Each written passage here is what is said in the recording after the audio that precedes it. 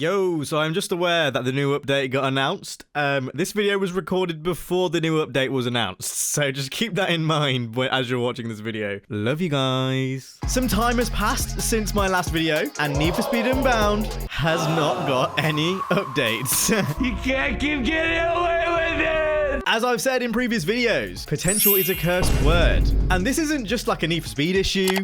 I think it's an issue with racing games as a whole. A little bit of this video was inspired by Racevic's video. I think that's how you say his name. So if you haven't already checked out that video, that'll be in the link in the description. But today I kind of want to focus more on Need for Speed, because it's been 3 months and we still have got no word on what the next update's going to be. We haven't got word on a roadmap, like nothing. And the current game, well, it's lacking modes, content, generally seems rushed. And we are back here once again as the Need for Speed cycle continues.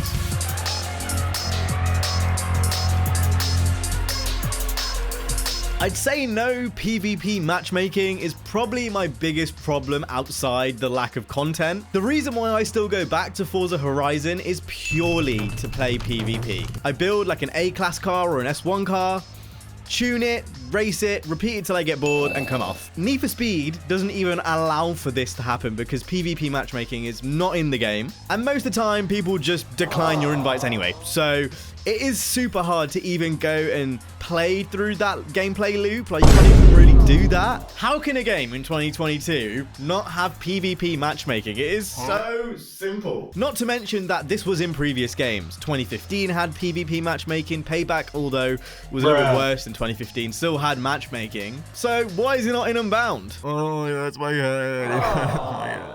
This is the bare minimum of what I expected this game to launch with, and they didn't even meet that. Like, it's one thing for PvP matchmaking to be in the game and cars being broken, so, you know, the meta only consists of certain cars, but in this game, you hardly have the chance to even race in 8-player lobbies, because parties only allow you to fill lobbies with 4 players, and people just don't really accept invites. It's very, very strange. Add on to this, you can't have private lobbies in the game. It's a whole muddled mess. But I get it, not everyone likes being competitive and racing with others. Like, I completely understand that. So if you don't like racing, there's got to be more to do, right? Wrong. There is nothing to do in the multiplayer other than racing. Is this serious? The whole multiplayer is actually kind of structured around racing. The cars, you need to unlock them through challenges in races. There's no rewards for rap making, no rewards for photos, no rewards for cruising. So the incentive to play the rest of the game is 0. And I was reading some very interesting comments. If this was any other genre, you know, like, people would be outraged, but because it's racing games, people seem to kind of take the back seat to it, and it just doesn't make a lot of sense to me. I have no knowledge of any of this. And I haven't even talked about the problems that have existed for years. I'm reluctant to touch on some of these points because I've beaten this horse before. You know, people ask why I've not been making a lot of Unbound videos. I've already covered all this in the past. Clipping issues are still present. Car balancing is far from sorted. Track width still not in the game. Same cars and parts are still being used, which isn't necessarily a problem, but you have to add more parts to make the game feel fresh. Otherwise, you kind of have the problem that Forza has, where I feel like I'm building the same cars every new release, and obviously that's no fun. The physics are better, but they're a far cry from the competitors, and even, you know, the last good Frostbite physics model in Need for Speed The Run. This goes on and on and on. I've listed all these things before, and that takes us up to present day. So AR12, shout out to my man, sexy motherfucker. You look good.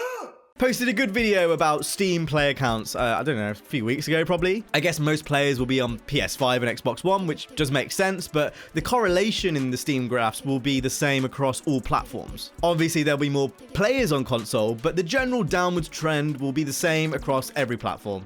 When I saw these numbers, I just couldn't believe how many people have truly dropped off from Unbound. You know, I think when I looked at it last, it was around 800 active players in the last 30 days, I think, average. So as of the recording of this video, it's on 805.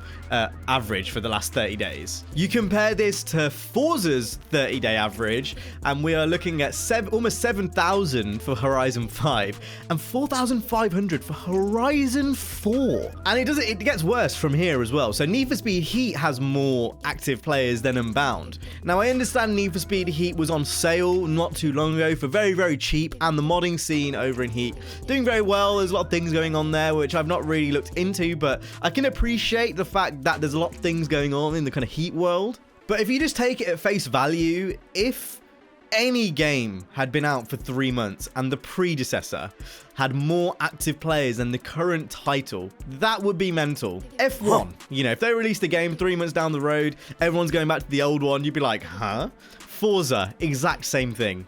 Call of Duty, same thing. I think these downwards trends, even with the sales, because don't get it twisted, Unbound has also been on sale multiple times. This is mental. It's mental that there's almost double the player count on the game previous, and Heat was worse almost every single way. Obviously, take a pinch of salt with these player counts. It's exclusive for Steam, doesn't include Origin, it doesn't include all, you know, Xbox, it doesn't include PlayStation. But these general trends, you'll find, you know, they will be similar across the whole board. So let's talk about where we are now then. So is this update like too little too late?